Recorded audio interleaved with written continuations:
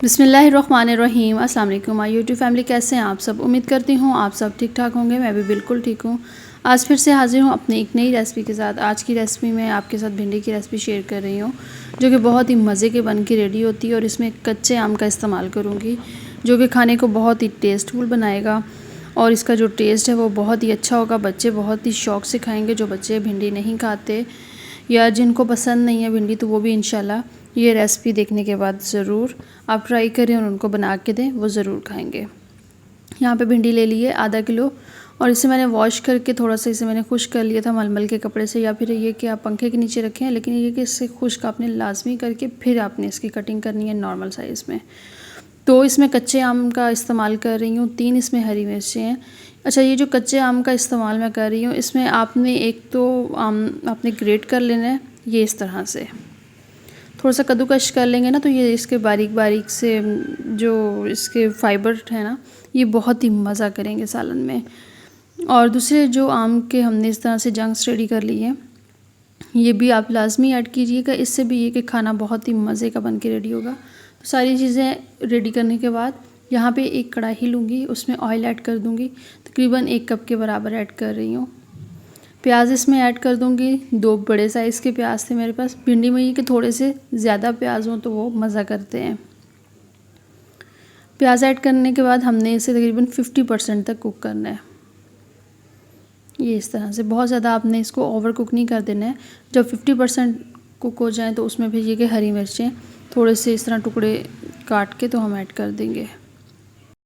और इस तरह से प्याज फ्राई के दौरान जब हम मिर्चें ऐड करते हैं तो मिर्चें भी ये कि हाफ़ फ्राई हो जाती हैं, उससे बहुत ज़्यादा तीखी भी नहीं होती है मिर्चें, लेकिन इसका जो फ्लेवर है वो सालन में आ जाता है।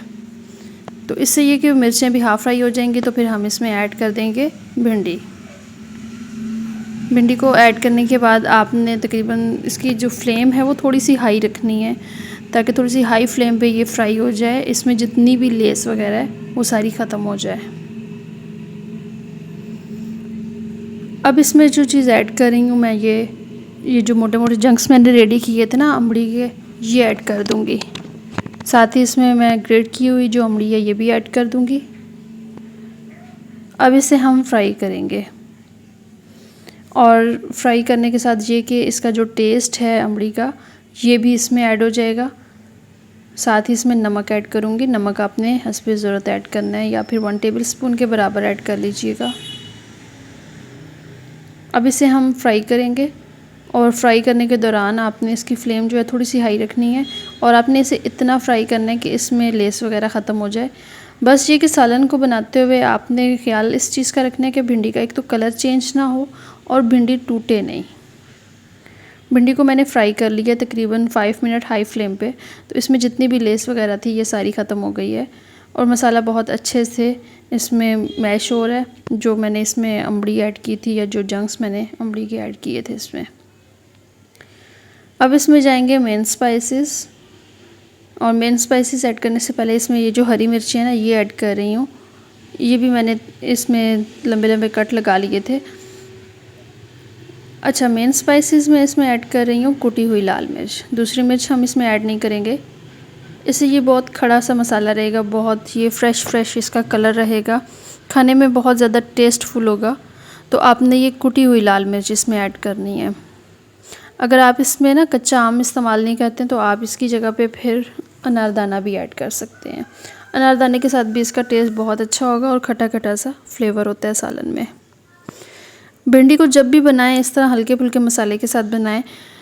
और भी हैं रेसिपीज़ जिनमें दही का इस्तेमाल भी होता है, जिनमें टमाटर का इस्तेमाल भी होता है, और जिनमें स्टीम वाली भिंडी बनाई जाती है, वो भी रेसिपीज़ हैं। तो वो भी इंशाल्लाह बहुत जल्द आपके साथ शेयर करूँगी। तो ये जो रेसिपी है ना, ये बहुत ही मज़े की बन के रेडी होती है, तो ये आपने लाजमी ट्राई करनी है।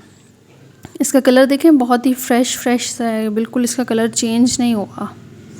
तो इसमें जो भी फिर मसाले होते हैं हम इस टाइम पे ऐड कर सकते हैं। और मसाले ऐड करने के बाद आपने बस ये कि मीडियम टू लो फ्लेम पे आपने तकरीबन 5 मिनट और इसको कुक करना है, तो भिंडी बिल्कुल रेडी हो जाएगी। यहाँ पे ये डिश आउट कर रही हूँ, और यहाँ पे देखिए मसाला भी इसमें नज़र आ रहा है। इसका जो कच्चापन है वो भी नहीं है भिंडी का। भिंडी अच्छे से सॉफ्ट भी हो गई है, लेस भी नहीं है इसमें और इसका कलर भी चेंज नहीं हुआ। और ये मसाला जो है ये बहुत ही चटपटा सा बन के रेडी हुआ है। तो उम्मीद करती हूँ आज की रेसिपी आपको पसंद आई होगी। अगर रेसिपी पसंद आई है तो चैनल को ज़रूर सब्सक्राइब करें, वीडियो को लाइक करें और नेक्स्ट वीडियो तक के लिए अल्लाह हाफ़िज़।